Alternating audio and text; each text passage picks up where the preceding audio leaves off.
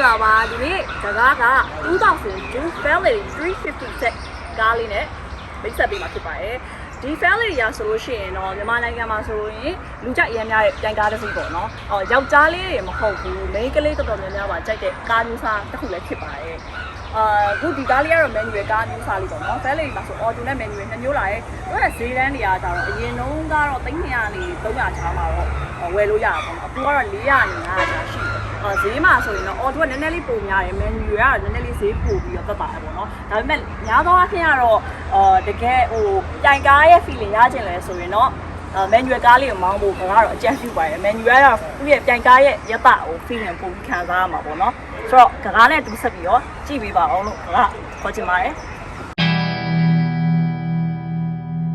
ကျွန်တော်လေးတစ်ခုကားဝင်ချင်တယ်ပေါ့နော်အဲ့ဒါဘာလဲဆိုတော့အခုဒီနေ့ကားပြောပြထားတဲ့ manual gear နဲ့ Fairlady လေးကိုကားတို့ကရောင်းမှာပေါ့နော်ရောင်းမယ်ဆိုတော့ဈေးကတော့300ဖွင့်ထားပါတယ်စိတ်ဝင်စားတဲ့ customer ကြီး09ခွန်8 931 53ကားရဲ့အလုပ်ဖုန်းနံပါတ်လေးကိုဆက်သွယ်လို့ရပါတယ်ဆိုတော့မောင်းဆန်းကြည့်လို့လည်းရပါတယ်ဒီကားလေးကလည်းအရင်ကောင်းတဲ့ကားလေးတစ်စီးပါဆိုတော့စိတ်ပါဝင်စားတဲ့ကိုမမရရှိရင်ဆက်သွယ်ပေးကြပါအောင်လို့ပြောချင်ပါတယ်ဒါလေးကကြော်ညာလေးပေါ့နော်အဲ့တော့ကားနဲ့တူဆက်ပြီးတော့ကြည့်လိုက်အောင် Nissan Fairlady ရဲ့ကားတော့လေးပ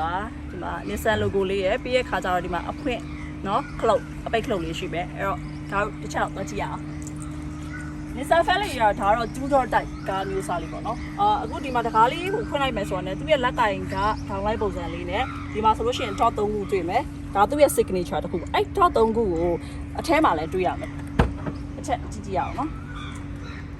ဆိုတော့ဒီအထဲထဲမှာသူကလေ passenger side မှာပဲရှိတယ်ဒီဘက်လေ driver seat မှာကြာတော့မရှိ driver side မှာကြာတော့မရှိဘူးပေါ့နော်အဲ့ဒါဘာလို့လဲတော့မသိဘူးအဲ့လိုလေးဟာနည်းနည်းလေးတော့ထူးဆန်းနေတယ်ဆိုတော့ပြီးရဲ့ခါကျတော့တကားက frameless window တွေပေါ့နော်ဒီတကားတော့ဒီမှန်တွေက frameless window တွေတွေ့ရမယ် frameless window တွေဖြစ်တဲ့အတွက်ဖွင့်လို့ရှိရင်တော့ကြားတယ်ဒီလိုမျိုးပိတ်လိုက်လို့ရှိရင်တော့သူကအပေါ်လေးကိုပြင်ပြီးတော့တက်သွားတယ်ပေါ့နော်ပြီးရင်နောက်တစ်ခုပြောပြမယ်350 စီဖြစ်တဲ့အတွက်ကြောင့်မလို့အဲ့ Z logo တွေပေါ့နော်ဒီ Fairlady ရဲ့ signature တစ်ခုဖြစ်တဲ့ဒီ Z logo တွေကိုကားရဲ့နေရာအနှံ့မှာတွေ့ရမယ်ဒီကားလက်စီးရဲ့ဘေးဘက်ပေါ့နော်ဒီ side ဘက်မှာဆိုလို့ရှိရင်ဒီမှာ Z logo တစ်ခုကိုတွေ့ရမယ်ပြီးအထဲမှာလည်းရှိပြီလိုက်ပြပြီ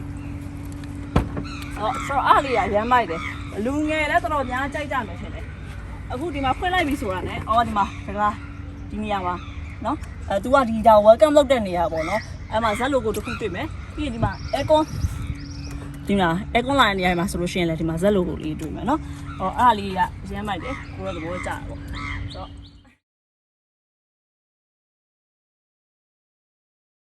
့ဒီကားလေသူကအဲ့ Fairlady လေးက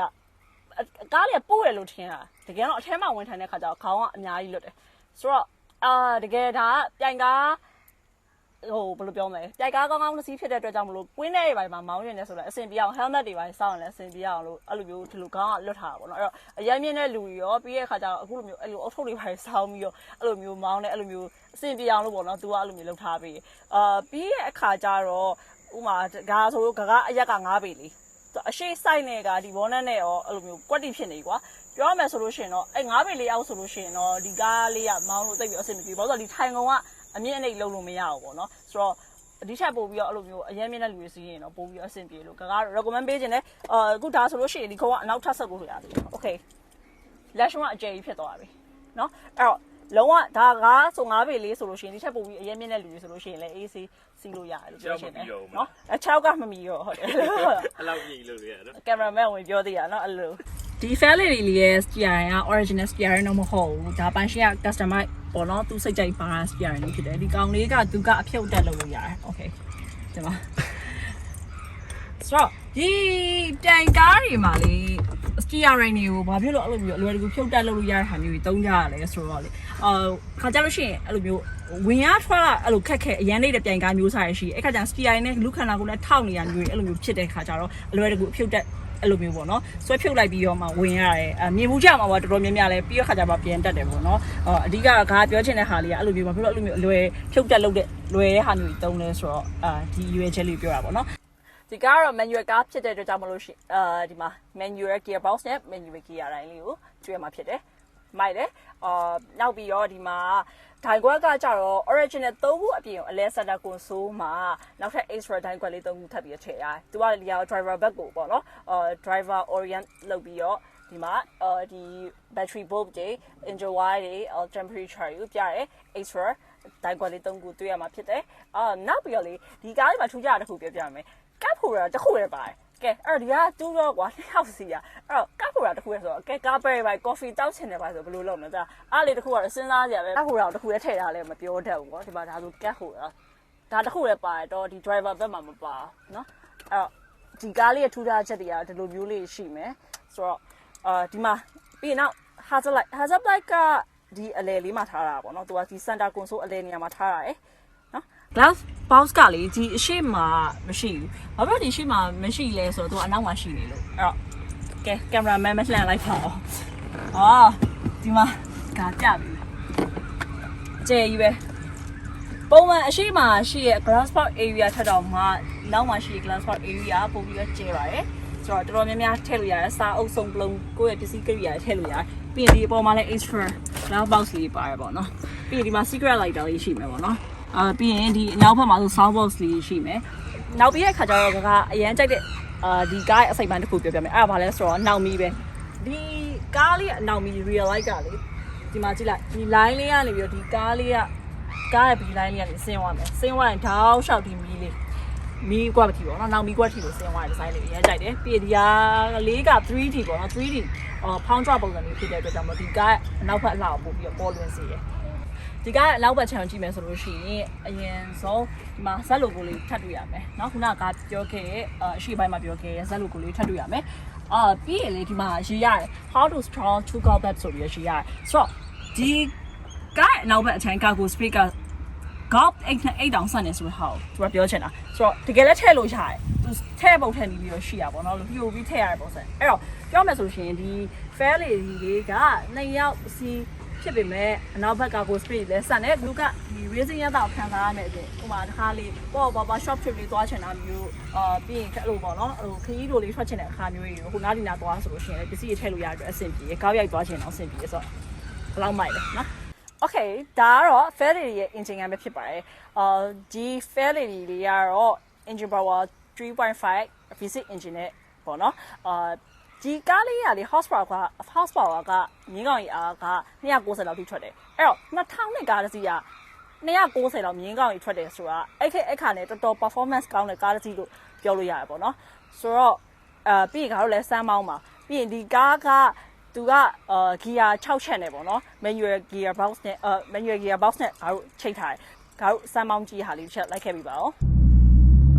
Okay so ခုတော့တဲ့ Fairlady Nissan Fairlady manual မောင်းနေဖြစ်ပါတယ်ဆို U-turn ကျွန်တော်ထင်တာတော့ပိုကွေ့တယ်တဲ့ကျွန်တော်အရင် Fairlady တော့ U-turn မဆန်းလိုက်ရဘူးအေးဆိုတော့ original တော့မဟုတ်ဘူးလေဒါအေးဆိုတော့ရကြားနေရတယ်မိုက်တာနော်ဆိုတော့ဒီကားကိုကျွန်တော်လွန်ခဲ့တဲ့3နှစ်လောက်က review လိုက်ထားပါတော့နော်အဲ့ review video ကြည့်ဦးမှာဖြစ်ပါတယ်ဆိုတော့အဲ့ဗီဒီယိုတွေအဖေလေးကိုအခုလောကပြန်ရနေရောเนาะတော့ခုတ်ကားလေးရဲ့နင်းနင်းလေးပြီးတော့ရှော့ဟာမာတယ်ရှော့ဟာမာတယ်အခုhandling ပေါ့နော်အခုကန်တော်ကြီးပတ်လန်းမောင်းနေဆိုတော့ handling အရန်ဆန်းလို့ကောင်းတဲ့နေရာ handling အရန်ဆန်းလို့ကောင်းတဲ့နေရာပေါ့နော်ဆိုတော့ဆိုတာဘယ်လိုပြောရှော့ဘာမာတော့ဗျာနည်းနည်းပို့ပြီးတော့မာဆက်ဆက်ဖြစ်တယ်စီးလို့တော့မကောင်းခုံနေပါတော့ဘေးကလူဆိုလဲခုံနေမှာပဲဒါပေမဲ့ဟိုဘယ်လိုပြောမလဲအဲ့နည်းတွတ်တယ်ပေါ့ဗျာတဲ့လားဟိုလေ handling ကလေကျွန်တော် Sora ထတော့ Sora ကိုကျွန်တော်အဲ့ locate တက်ပြီးစီးရပေါ့နော်ကျွန်တော် locate တက်ပြီးစီးရတော့မှဘယ်လိုပြောမလဲဒီကောင်းလောက် handling မကောင်းသေးဘူးပေါ့နော်ဒီကောင်းပုံမိုက်တယ်ဟူးဆိုအိမ်စောတိုင်းကြီးကတော့ဒါတော့ပေါ်အိမ်စောဆိုအိမ်စောတိုင်းကတော့ကြားနေရမှာဖြစ်ပါတယ်ဟောဒါလောက sport feeling ကိုအပြည့်ရတယ်ဗျပြောချင်တာကတော့ဒီမှာ manual ဒီ auto နဲ့ manual တော့မှဒါ feeling ကတော့ဟိုဘယ်လိုပြောမလဲတကယ်အမောင်းကြီးတော်တော်ကွာသေးတာဆိုတော့ဒီမျိုးမှာကားတွေကလည်းရှိတယ်ဆိုတော့ club ကိုခြေထောက်ကသွားပြီးတော့ဖမ်းနေရတယ်ပေါ့နော်ဂီယာကလည်းအဲ့လိုဘယ်လိုပြောမလဲအေးဆေးမောင်းနေရဆိုရင်တော့ကိစ္စမရှိပါဘူး2 3လောက်နဲ့ပဲသွားနေလို့ရပါမယ်ကျွန်တော်ကနည်းနည်းမောင်းရင်တော့လေဂီယာကလည်းခဏခဏချင်းရတော့ racing feeling ကတော့လုံးဝအပြည့်ရတယ်အပြည့်ကလူကဘယ်လိုလဲစီးလို့တော့ကောင်းမှမထင်ဘူးဒါပေမဲ့ရင်တော့ခုံတယ်မလားရင်တော့လည်းခုံတော့အဲ့လိုမျိုးကိုရအဲ့လိုကြီးကားပြောတော့လေဒီအရင်ကပဲကားရှိရမောင်းနေကြဆိုတော့ဒီ feeling ကတော့အရင်ကပဲရနေတာပေါ့ မိုင်းပါကြပါတယ်မိုင်းတယ်ပေါ့အဲ့တော့ပြောရလေဟိုဘယ်လိုပြောလဲအော်တိုနဲ့မန်ယူနဲ့ကွာတဲ့ချက်လေးပြောပြအောင်ပေါ့တော့စီးရတဲ့လူတော်မှတော်တော်ကွာတယ်မောင်းတဲ့လူကတော့လောကွာပါတော့ကလပ်ကတော့ဘယ်လိုပြောမလဲဟိုပြော့နေတဲ့ကလပ်တော့မဟုတ်ဘူးနော်နည်းနည်းတော့နင်းရတယ်ဂီကတော့လုံးဝထိုးရတာလေးကဘယ်လိုပြောမလဲဟိုတူတယ်ဗျလို့ဟိုကျွန်တော်ဟိုတာမန်ကားကြီးလို့ဝေးကြီးထိုးနေရမှာလို့အဲ့အတန်အဲ့တူတူလေးမှာကျွန်တော် Civic တိုက်ပါလဲမောင်းမှုတယ်အဲ့ type ပါ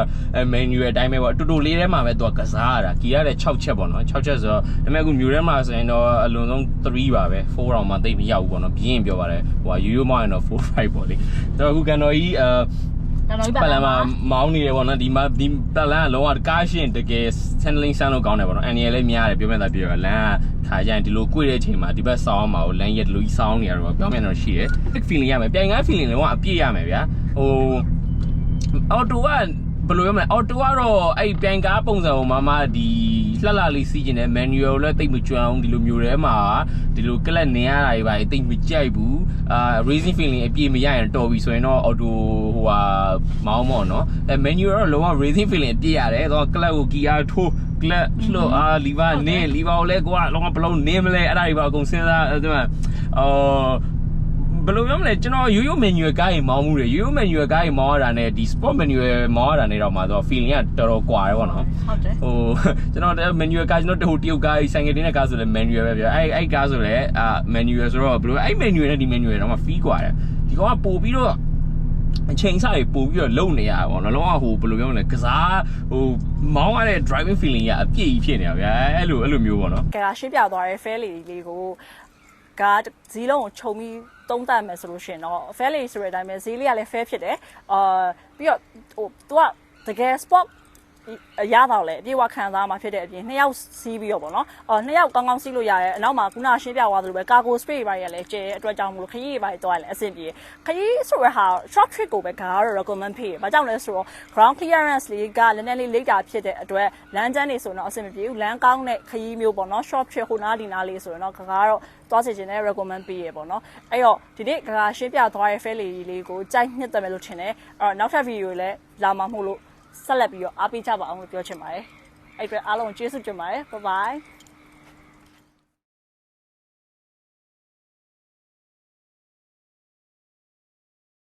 အားလို့ရှိရင်ခဏလေးနော်1 2 3 or 4 5 okay ဒီအားဘယ်လိုပြောရမလဲတစ်ချက်တော့အပါကြီးနေရိုက်နေရလားနေရိုက်နေရလားနေရလဲဟဲ့နေရအဲ့လိုမထည့်